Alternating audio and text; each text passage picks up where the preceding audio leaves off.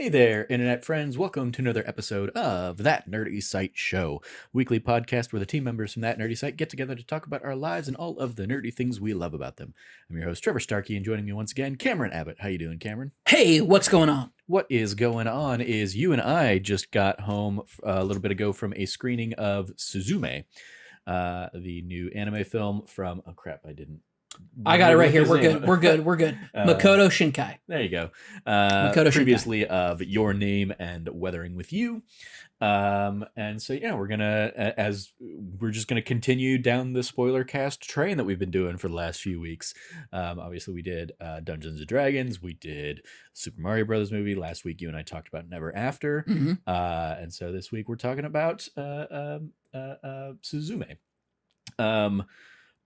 Before we hop into that, though, if you like what you hear, please remember to like, subscribe, rate, review, share the podcast with your friends, all that fun stuff. So as we always do with these kinds of things, we'll do spoiler-free thoughts initially, and then we'll dive into spoilers on the movie.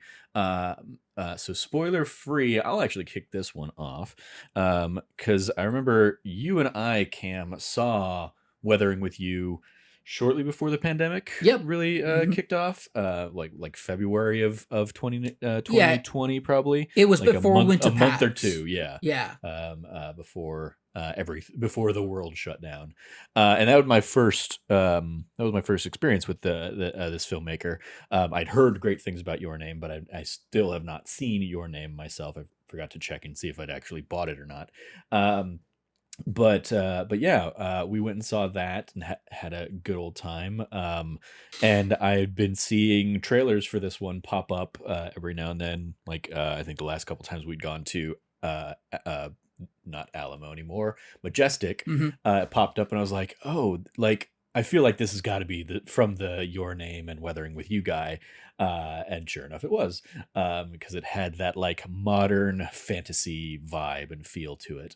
We were talking on the way home. Like, I obviously distinctly remember that we went and saw Weathering with You, but like the plot is very much a blur. Like it didn't stick with me. I get like part of it, I'm sure, is probably like the language and stuff, and also just I don't have like a deep affinity and connection to anime in the way that maybe you do. But I did like remember like the vibes, and I remember kind of making the comparison with you that you were like, no, it's not at all like that, of being like, it's kind of like the ending of Life is Strange. And I made my case of why I think that is so. But that was like really all, like, even between when we got home and when we were recording now, the half hour, 45 minutes took us to eat and stuff, like I went ahead and like looked up a summary recap, and I even that, like, I was like, a lot of this does not ring bells. Like I just didn't remember key aspects of that movie, but I do remember thinking it was a beautiful film, and much like this one, like the animation style of this is phenomenal work, and always breathtaking. The use of like the cosmos in this one in particular, I think is just stunning work to see. And there's even some like shots where it's like, oh, it seems like they very clearly did like a time lapse like of clouds in the sky in real, and then just animated to that. And so it's just such a cool different thing, a different style that I'm not used to seeing in the world. Ultimately, I really enjoyed this one. I had a lot of fun with it. I don't know, it might be the same kind of thing. Ask me in 3 years, how much will I remember of this one? I will remember the theme song, because that's catchy as hell and fun and delightful. And I will probably remember like imagery from this, in particular, like a toddling little 3-legged chair running around the streets of Japan. I will remember that, I'm sure. But yeah, like ultimately, I'm even though I don't have like the deep connection and the deep history with anime and whatnot, and you were like drawing comparisons, and I'm sure we'll dive into more of this in either in your spoiler-free thoughts or in your spoiler-filled thoughts. Like, you were drawing comparisons directly to like his past work and stuff like that, where I was just like, it looks pretty, I enjoy it, I have a good time. This one, the last one we saw dubbed, and there were like elements of that where I loved the dub because Alison Brie's in it. I've been a huge fan of Alison Brie since Community and stuff like that. Yeah. This we saw subbed, and like I always get concerned seeing subtitled anime stuff because I feel like I'm having to spend too much time focusing on just reading to follow along the story that I miss the beautiful stuff on screen. I didn't end up feeling like there were definitely things where I was like, I'm focused on the bottom part of the screen, but I can still see enough of what's going on in the rest of the frame that I didn't feel like I was missing anything. There were a couple things where I was like, oh, that went way too quick. I couldn't read that, but I think they were unimportant things that I didn't need to read and stuff like that. So, but yeah, I had a great time with it. A lot of fun, very beautiful, some very funny sequences that I'm sure we'll get into. So yeah, those are kind of my impressions on this. What do you think, Cam? Spoiler free. Spoiler free. I loved it. I think Makoto Shinkai is somebody who I think is a lot of people have, especially after Your Name and then even after Weathering with You, a lot of people compared him to Miyazaki from Ghibli films, but I think that Makoto Shinkai really is he is such a much more modern director in that he is, and I don't know if I'll be able to say this in the future after he's completed as many films over his career, but I think that he has done an amazing job of establishing a modern style where Miyazaki takes Miyazaki, I would say his preferred art style with his films is much more of like what we consider the Ghibli classic, which is these more fantastical tones and artwork and depictions of mostly European stuff outside of a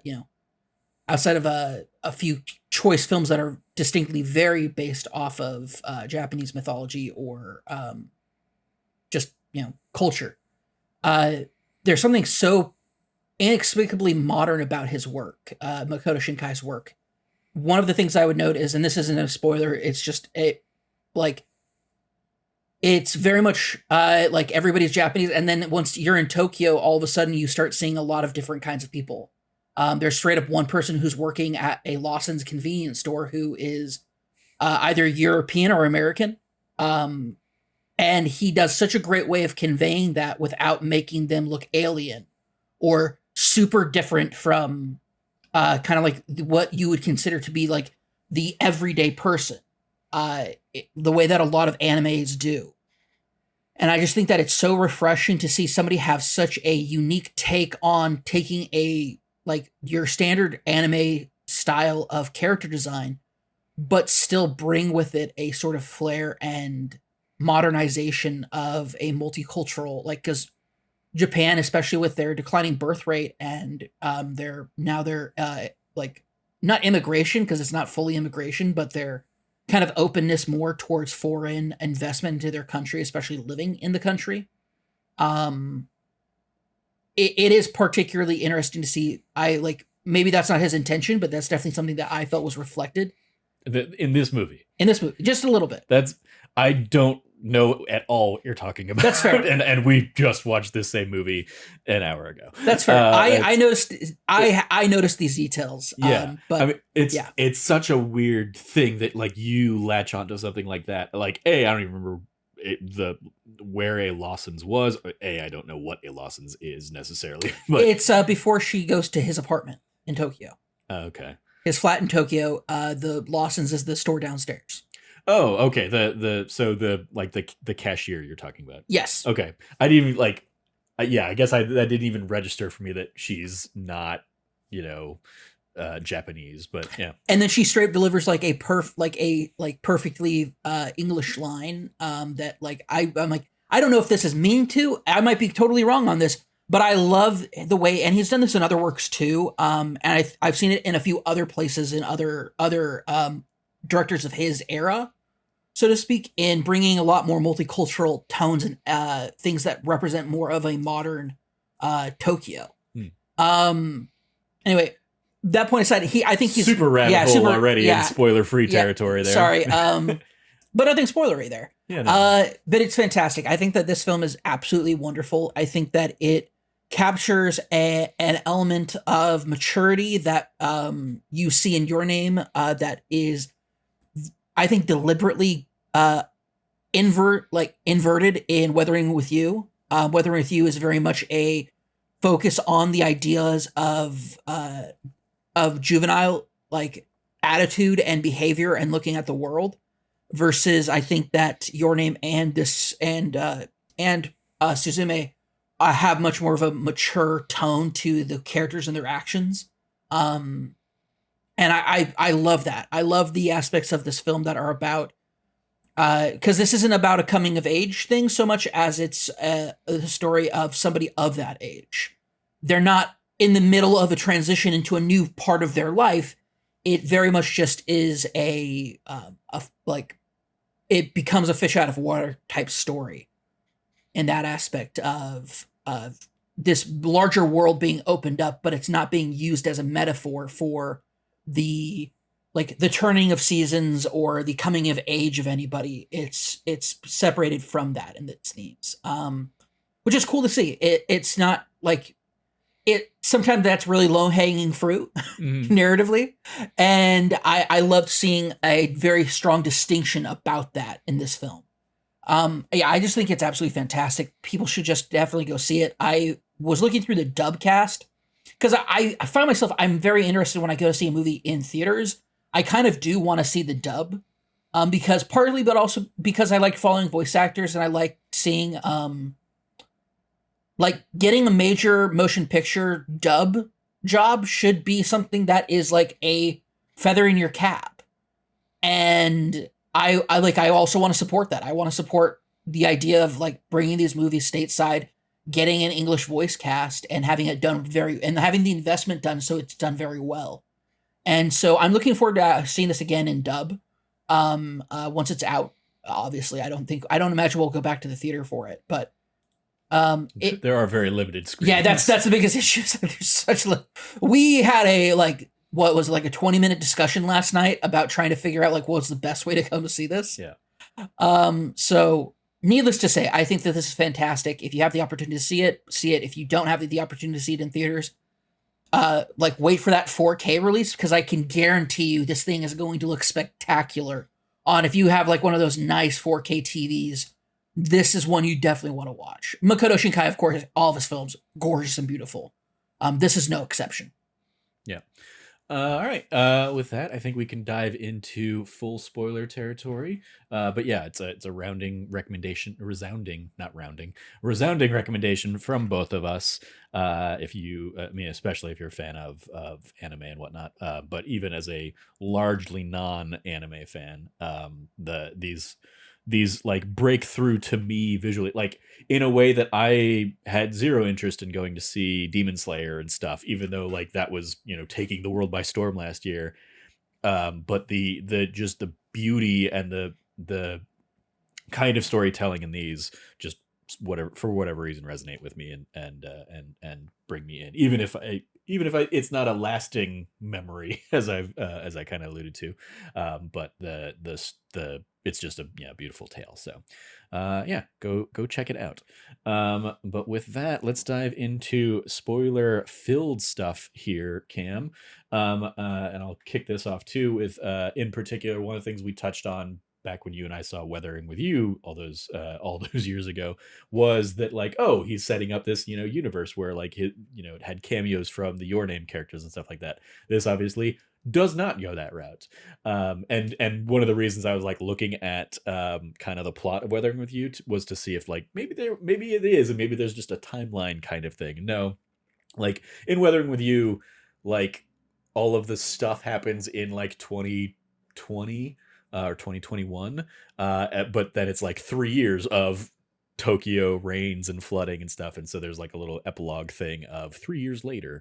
So like the end of that movie takes place in 2024, but this does take place in like 2023, and clearly Tokyo has not been drowned by 3 years of floods thus far. So it is kind of a departure from that like shared universe of his films that Yes. we'd seen in the last couple.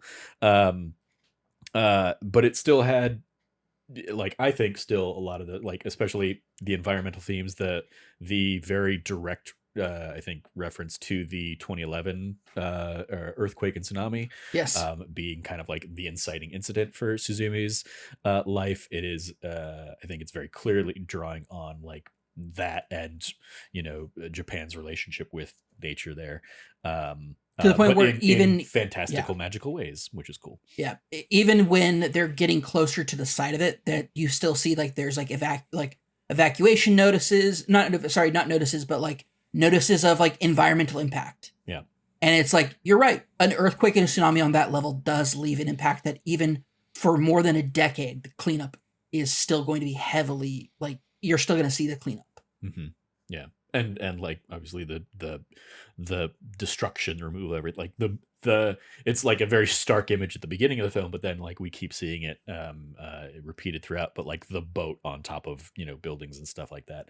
Um, uh, so what did you think in kind of that departure, I guess? I'm cool with it. We talked a little bit about it in the car. I know that there's definitely going to be fans of his out there who are really hoping to see kind of the, Shinkai CU continue, the Shinkai cinematic universe continue, the way that Your Name and Weathering with You started.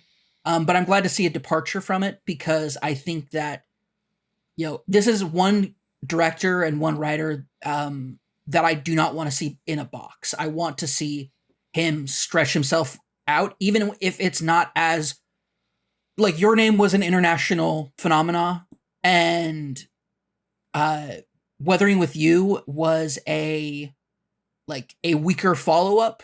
Like, if you want to, like, it's not his sophomore or his freshman. Mm-hmm. Like, he's been making films. I want to double check on this, but he's been making films since 1998 is when he started writing for films. And yeah, oh, The Garden of Words is also like a fantastic one, but he really has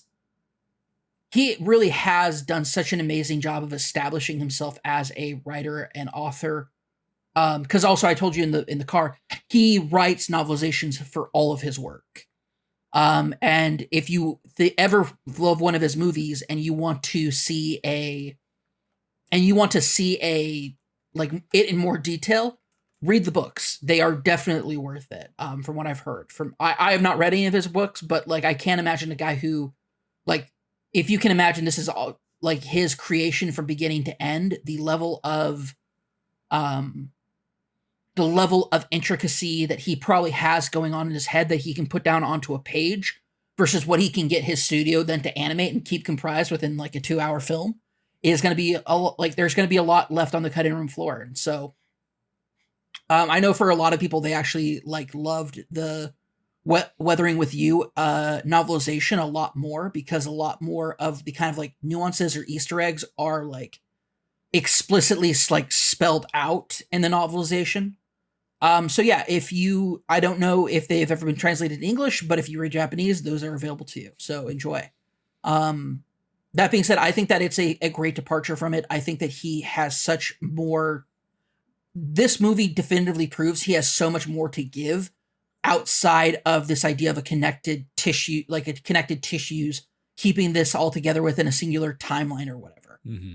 Yeah, it's nice that not everything has to have a Marvel Cinematic Universe quality to it. Absolutely. Yeah. Like, if Weathering with You is a beyond spiritual successor, I love how Suzume is a stark departure from whatever kind of even whatever kind of imagery was being used. Like, he has done such a great job of making such a stark departure to make something completely new. And I want to share with you, because I was on the toilet, I was doing some reading before we recorded. And I mean, you didn't need to say that on the toilet part, I feel like. But that's fair. But it's where I read it. So yeah, but I was reading up on it, and I found out that Makoto Shinkai, he came up with the idea when he was traveling around Japan talking about his films and like doing promos for them. And he said, in Japan, it is customary to hold a Jishinsai, or a groundbreaking ceremony, before construction begins on a new building or home. But we do nothing when we close them down.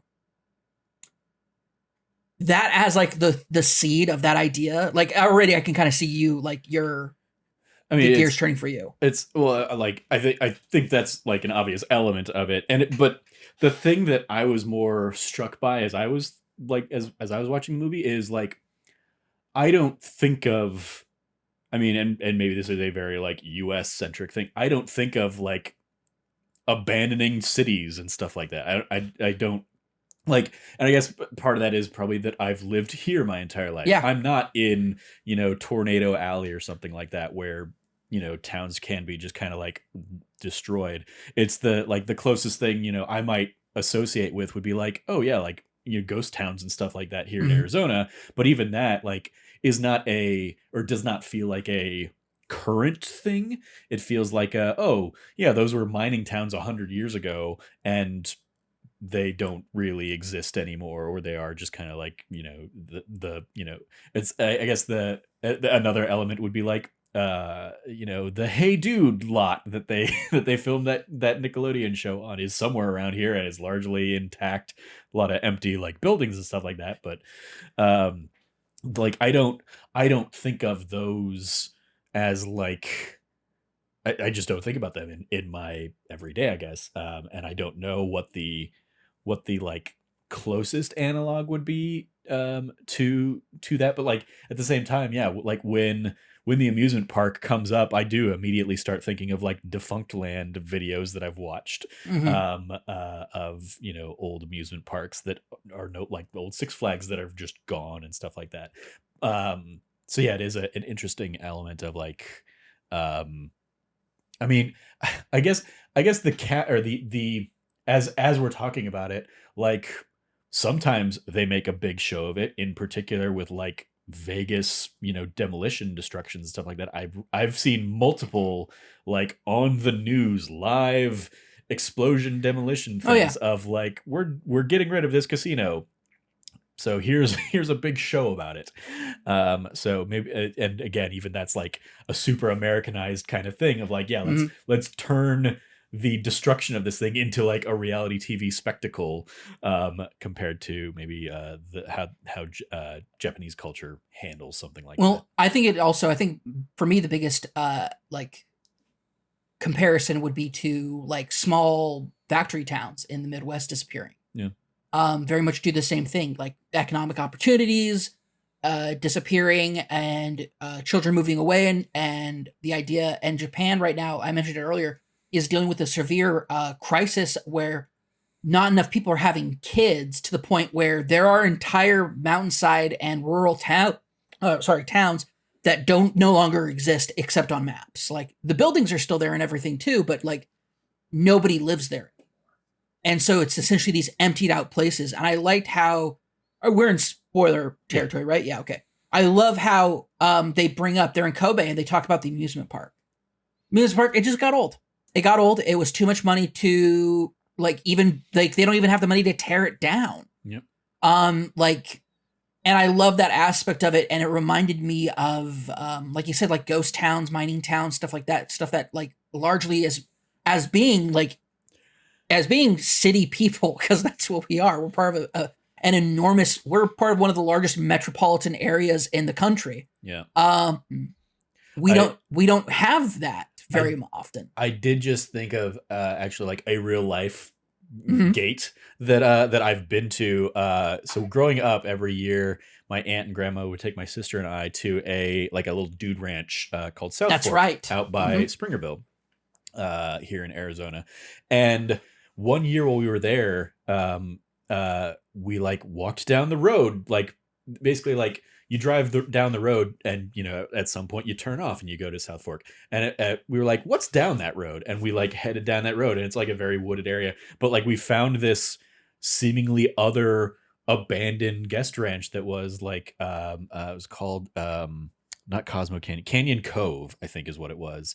And like we just like we went in there, and like clearly it had been like kind of the spot where like Springerville kids probably went and like hung out and vandalized on the weekends or something like that. So it had clearly like seen time, and like everything had been like cleared out and stuff, but it was still like these just completely empty buildings, and you could kind of make out like, oh yeah, this was probably the mess hall, and Mhm. this was probably their rec room, and like, oh, these were just the cabins, because everything was just open. There were like doors had been, ripped off hinges or whatever. You could just kind of walk through, and it was a very surreal experience.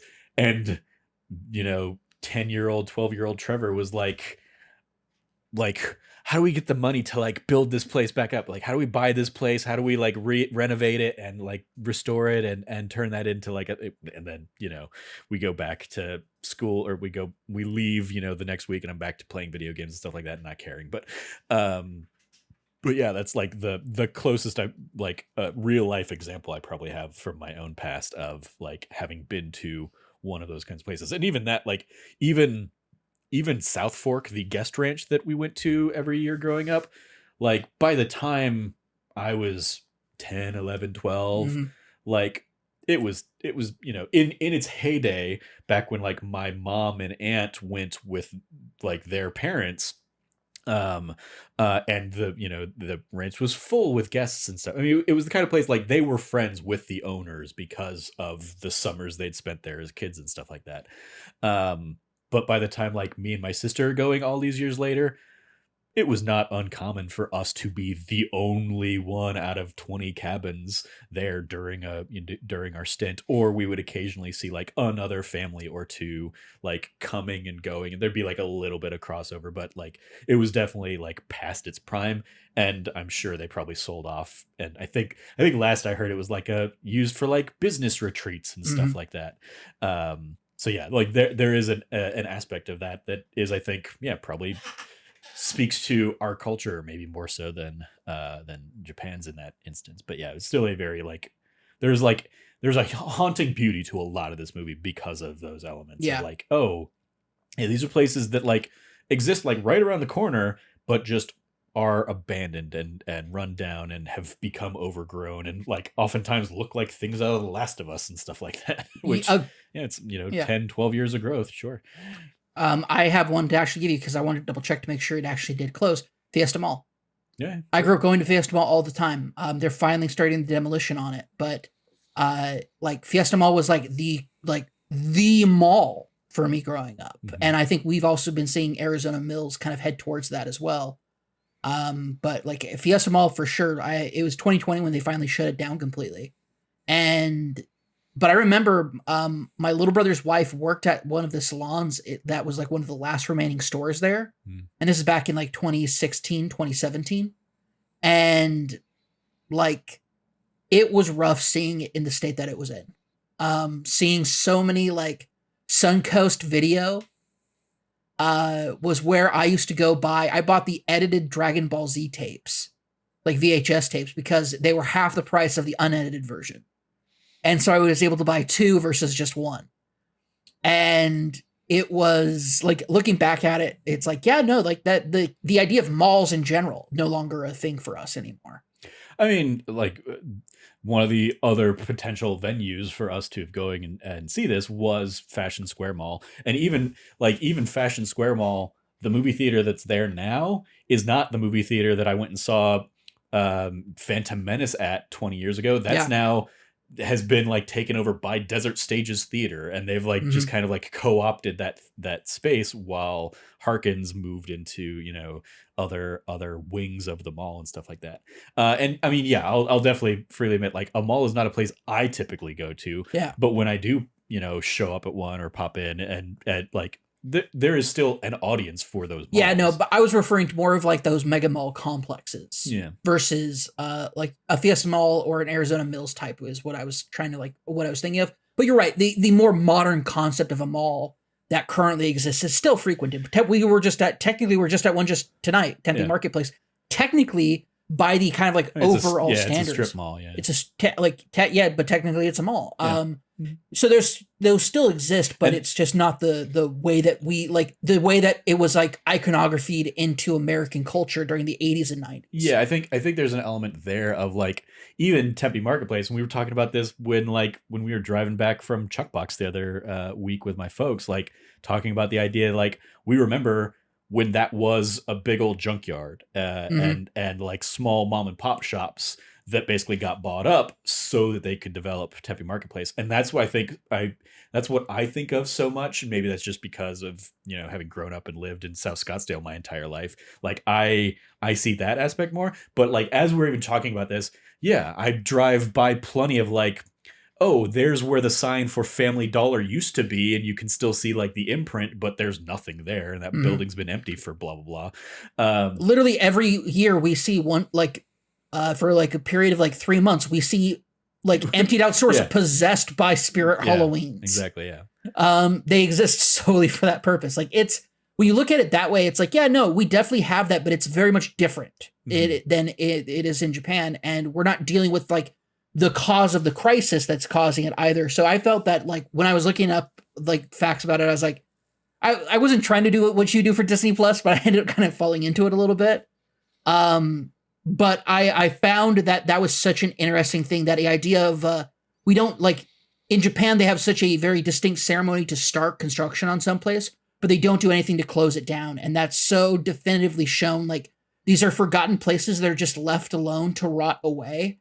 And the idea that people leave memories of being there, and those and like those places meant something. Yeah, I mean, like other just venues that are popping to mind, like you mentioning Fiesta Mall. Big Surf just closed during the pandemic, and I went there many a times in my younger days in elementary school and stuff like that, and I lived right by it, down the road from it for half of my life.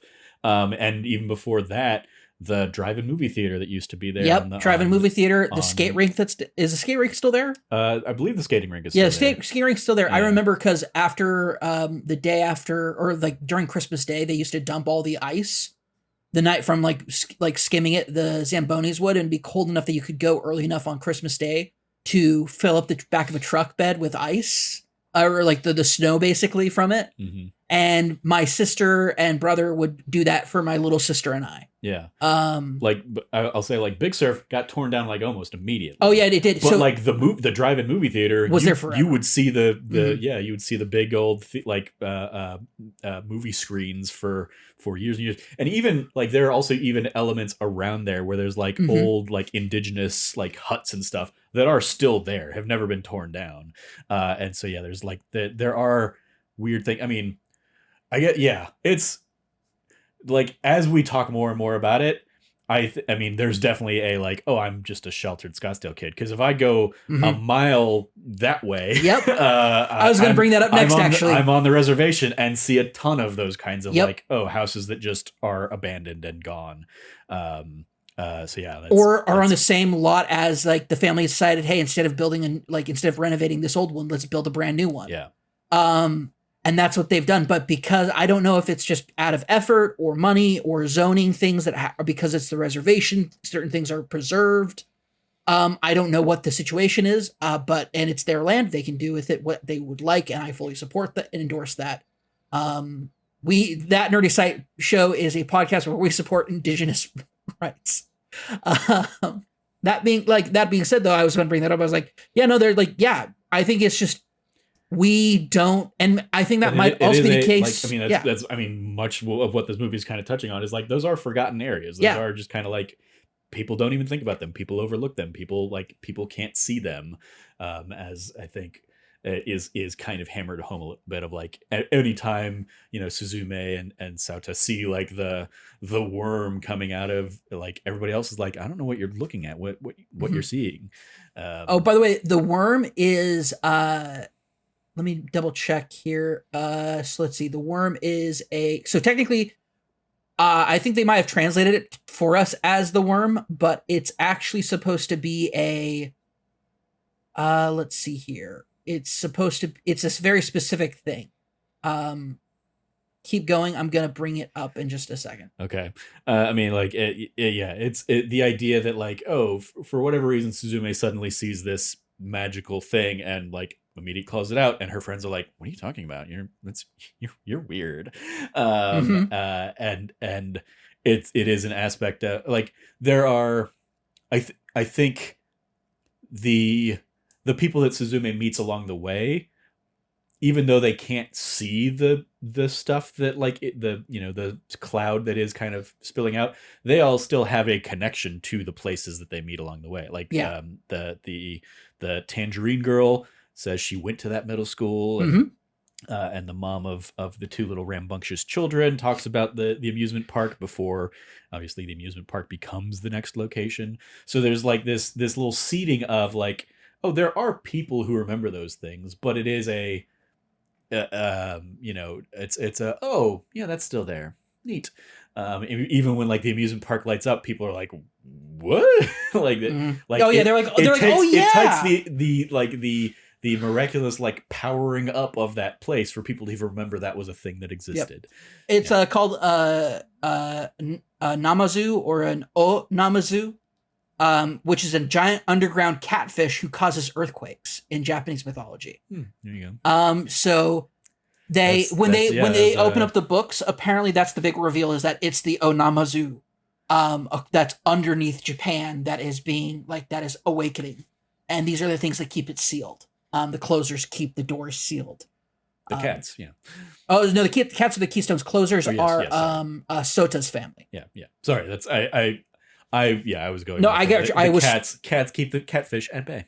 Oh my gosh, I didn't even see that. That's so great. That's so brilliant, Trevor. The cat gods, yeah. The cat gods keep the catfish at bay. Yeah, I mean that definitely will help this film like stick with me and resonate with me a little bit more. I think just like making those now connections as we're having this conversation. But even like without those, it like there is again just like a beautiful haunting imagery to it. I think so much of that is also like the thing I would kind of keep going back to when I would think about this movie and the trailers and stuff like that is the tune that they do, which is in and of itself a deliberately very haunting kind of like melody. It is, but in a very beautiful way. And so yeah, the opening is haunting. We don't know what's going on with this girl who's like a lost in the world, but is seeing this like vast empty cosmos, and like even adult Suzume's or teenage Suzume's kind of like introduction to that of like opening the door and just seeing the ever after. I keep having to like make sure I'm not saying never after because that was last week. That was last week. But yeah, the ever after kind of afterlife world or whatever's in there.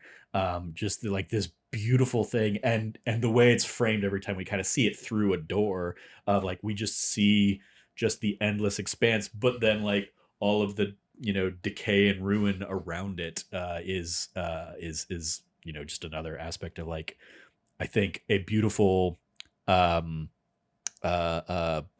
of those kind of opposite like ends of the spectrum. Any other elements you want to? I mean, I feel like there's a good chunk of movie in here like that is Sota learning to be a chair, a three-legged chair. It's so good, and just like the humor and just like madness of seeing a chair scurrying across the world, chasing after a cat that has taken social media by storm. That's another element I think that really like. I think it, like you touched on like the kind of globalization aspects of these stories. I always like am drawn to how he's incorporating like, this is a very modern story. Everybody's phones going off and like this cacophony of noise with earthquake alerts. The way that she's scrolling through different social media apps as well. She hits one that's supposed to be Twitter. She hits one that's supposed to be Instagram. And it shows because it's called Daijin is the name that the cat's been given by social media. And it's the name that it goes by the rest of the time. And it's awesome. The cat was such a little shit and I loved it. It was so good to see this guy, this little guy, that it's funny because I told you on the way home, I was like, I can't believe I felt bad for it at the very end. Especially you hating cats. I hate cats. Because cats hate you. God decided that I can't love cats. And so therefore I must hate them. I'm not allowed to love them. I'm for people who don't know, I'm severely allergic to cats. Yeah. A cat rubbing up to me will cause me to break out into hives. I'm severely allergic. That being said, I loved the cats in this, especially when one of the cats turned into the giant like whisker cat and was just like, it's like, oh yeah, I totally forgot these things are gods. Mm-hmm. But yeah, when he says, I'm sorry couldn't be your cat," and I'm like, why do I love this cat, this little shit?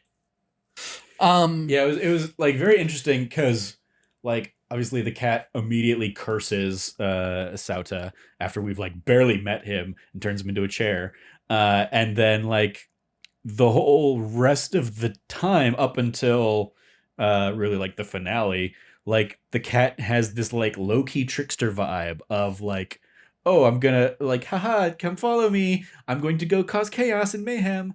Well, so that's the misunderstanding, though. Exactly. Yeah, Like it's that. Yeah. but like the cat's also very much playing into Oh. that. The cat could have cleared that up at any time and does not. No, the cat also says like at the very beginning, "I'm gonna play with Suzume so you can go away." Yeah. And it's just like, Yeah. what? Yeah. So he's like, you're not gonna be closing the doors. Suzume has to close the doors, and I'm going to we're going to have fun. It is definitely a trickster goddish kind of thing in the style of Puss in Boots from Never After Last Week. Oh, 100%. Yeah. Yeah. Yeah, the idea of this trickster cat, which I liked when it was turned into a larger one. It was like a Nikotama with like its twin tails. And it's like, man, that's just so good. It's so good. He does such a great job of traditionally in his previous films, even those with supernatural elements to it, there's never been like the kind of like talking creature, and he introduces it, and it does such a great job of never overplaying it, especially because at some point he can apparently make himself look like a guy. Because he literally goes to hang out with some business dude salarymen in a bar, and just is like, and they're like, and they don't notice he's a cat. Yeah, that was definitely an interesting. I was curious about that / confused by it because I couldn't tell if that was just a matter of like, oh, the person working the bar didn't realize she was talking about the cat, or because we never see what like they're seeing in that moment, so we never see him as the person. Yeah. In the way that like, you know, in other sequences we see that like Suzumi's the only person that sees the worm coming out of the ground and stuff like that. So it was I thought it was a little, I would have liked a little bit more clarity in that of wait, like, are they talking about it? Like, is the cat just there as like some quiet businessman that has, you know, is hanging out with all these people, or was she talking about the person next to the cat? And yeah, so that there was a weird element there. I mean, I'll just put it out there. Like, maybe you need to learn Japanese and read the book to find out, Trevor. I mean, sure, maybe that's not going to happen. No, it's not. But there you go. I'll let you do that for me. I'll let you look this up in, you know, a year's time after. Well, I guess the book's coming out in July. I did look that up. Oh, is it coming out in English? I don't know if it's coming out in English, but it's got an Amazon listing for July 18th. I don't know the language. The description is in English. It's a, you know, summary of the movie plot kind of thing. But I wonder if they've translated his other stuff, because if they have, I want to read those. Maybe. But yeah, it's like it definitely has like the trickster vibes throughout.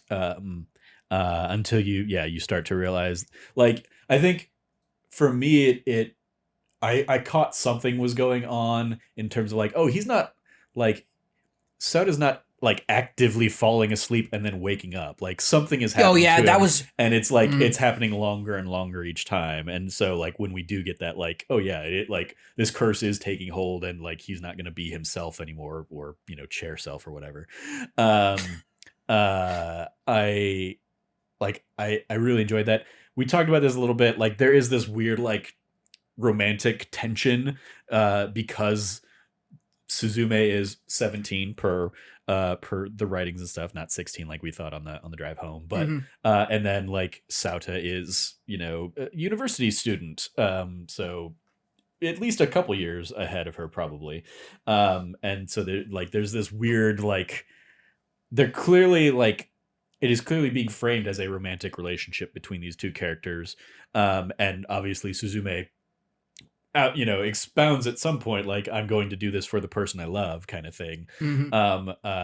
whether that's, reciprocated, we don't get to see a ton from Saucha's perspective, but there is like a kindness and a familiarity and seemingly an openness for that sometime down the line, maybe. But like there was this weird tension that I was having watching the movie of like, I don't like, please don't go that route because that's going to be weird. And so I did appreciate that they don't have like this big romantic embrace kiss kind of thing at the end of the film. And it is like, he's not going back to like her home with her, and they're not like that. Like he's catching a train to go and continue being a closer for some time. And so I appreciated that they didn't like give that like weird age kind of questionable vibe to it, like a button. I like that they kind of left that more open-ended as like a, maybe down the line they'll be together. And like he does show up, and it's like, is this when she's like, it looks like she's still probably in high school, but it looks like it's much later. Yeah, I mean, like even that, it's but even that doesn't end with a like, oh, like an embrace or a kiss. Exactly. It's still he's back in town. He's come back through. They're going to be at the very least friends for sure. And so yeah, it's also not deliberately stated that he's in love with her at any point. It's very much like, this could just entirely be one-sided. It could be mutual, but also at the same time, like everybody's made very clear, like it's like he's old, like he's older, like they could end up together, but like that is definitely not going to be something cemented in this film with this age gap. Yeah. Any other highlights, things you want to chat about? The only thing I want to left off to say is I really love all the characters. Mm-hmm. Whether it's I think I don't know if she's a single mom, but she's the mom with the 2 kids, mm-hmm. and who owns and runs the bar. Yeah. I love that. I love those kids, especially in the car after they go to McDonald's. They had real Palom and Porum vibes to me. They did 100% little twin shithole vibes. I love it. Yeah. When they realize that that Sota can't is having trouble staying still after they put stuff on him because he can't balance on 4 legs. He only has 3. Uh-huh. And so they just start stacking shit. Yeah. I love like him speaking and then thinking he's like a robot AI kind of thing, and immediately start like asking him a flurry of questions. Oh, like things that you'd ask an Amazon Alexa or an Echo or Amazon Echo. What's tomorrow's weather like? Yeah, what's tomorrow's weather like? What stocks are up? I was like, oh my god. Like, and even that is like, that's a kid not knowing what they're saying. No, that's a kid repeating what their parents say to their Alexa kind of thing. Yeah. Exactly. 100%. It was so good. Yeah, that's an element of this. Like the humor in this movie was delightful. Oh, it's so good. One of the Serizawa, all the car stuff that we get in like the third act was just fun.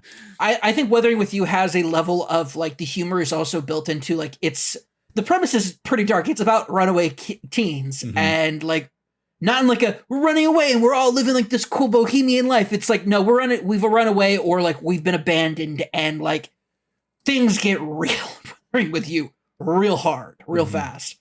And you make that comparison also. This has a three-legged child's chair scurrying down a road chasing a cat. Yeah. Very different vibes altogether. And a lot more just like, and it's so good. It's so good on so many levels. The characters are beautiful and wonderful. And like Suzume herself is such a just genuinely like kind and interested person. You see like even though she's in high school, she's studying to become a nurse someday. Yeah.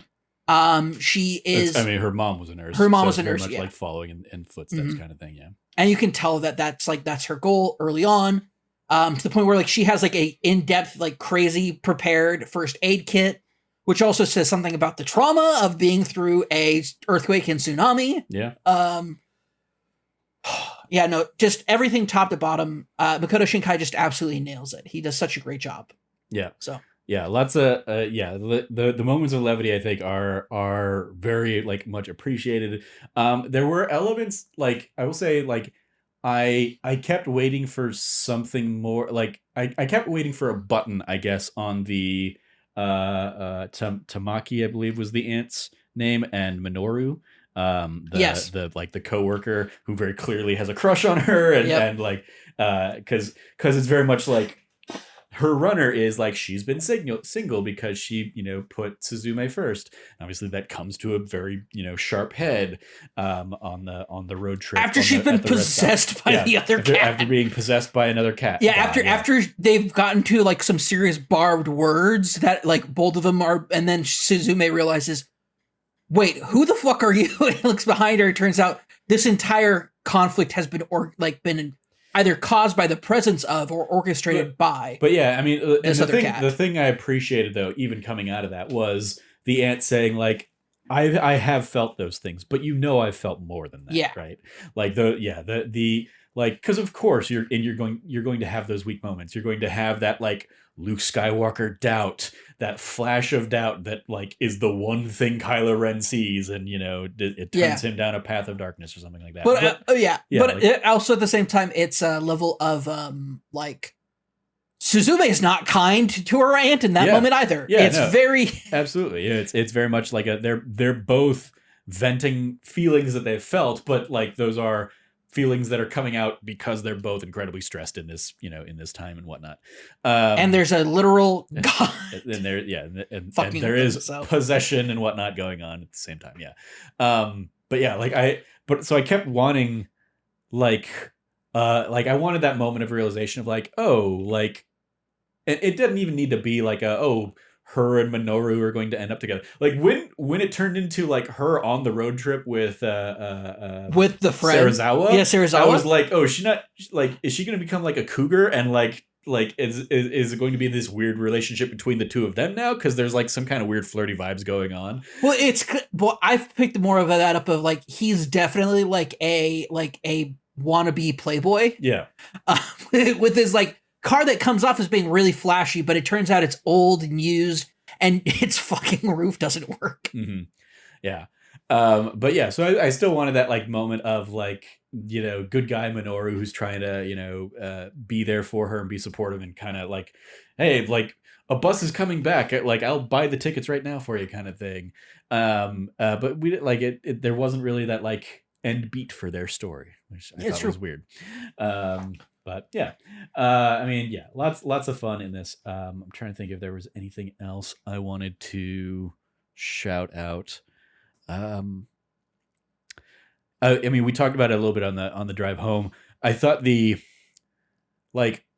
visual aesthetic of the now catfish that we have for so much of the movie is like the long worm tendril with like occasionally kind of like tendrils kind of going off of it.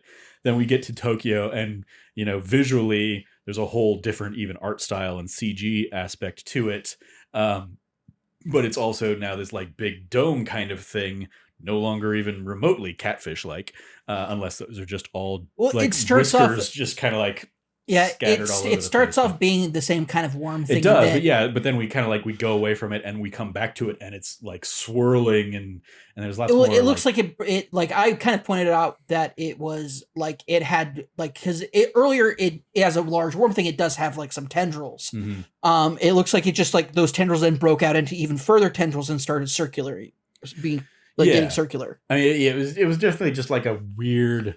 Like, it was, again, as I said, like, it's very clearly a deliberate choice. I just didn't necessarily understand why its appearance has changed so much in Tokyo. Is it just because that is this crazy epicenter where, like, it has, like, all of its power or whatever? I don't know.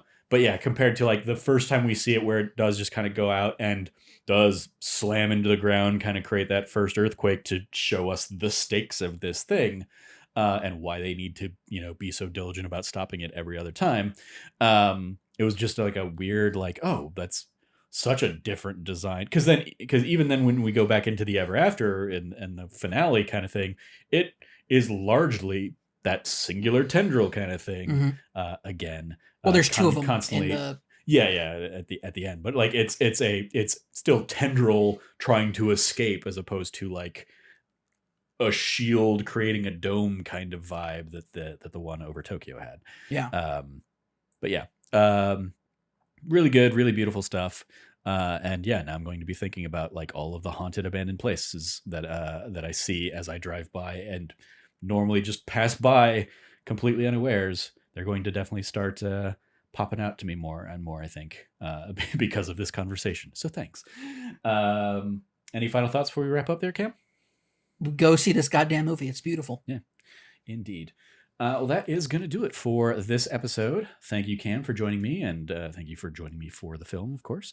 Let's go around our metaphorical/real physical table with any plugs we might have. You can follow Cameron at RevCabot, 2 B's and 2 T's. Anything you want to give a shout out to, Cam? Yeah, check out our Let's Play series. We do a lot of them now. Just filmed the last episode of Jafo, Jedi Fallen Order, so go watch that. I think we're on episode 7 so far by the time this comes out. Episode 8 will be coming out this Wednesday. Speaking of which, I have to sit down and edit it and get that put together. Overall, it's go check those out. We're doing a lot of them. Indeed, yeah. You can follow me at Trevor J. Starkey. On Tuesdays we have Elden Ring. Cameron and I have been playing, and we're recording those much more on like a as we go kind of basis. Whereas now your Wednesday series of Jedi Fallen Order is all in the can, just needs to be edited and uploaded as time goes. My Breath of the Wild is all edited and uploaded. It's just a matter of like those episodes coming out now, unless I decide to go back and do like the DLC stuff. But currently you can find those on Tuesdays, Wednesdays, and Thursdays respectively. We wrapped up our Pirates of the Caribbean month a couple weeks ago on that D Plus show.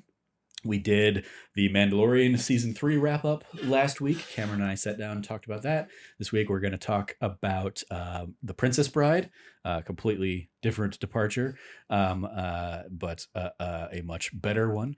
So we got that to look forward to. We'll probably be doing the Spider-Man movies, the Sam Raimi Spider-Mans sometime in the near future, because those are now on Disney Plus, because the world is weird. So go check out all of that stuff. youtube.com/thatnerdysite. And then there's a good chance I'll sit down this week and try and record a Burning Shores Let's Play. Let's see, I have Advance Wars 1 and 2 that I picked up. I also have Shadows Over Loathing that I purchased on the Switch because I was a big West of Loathing fan.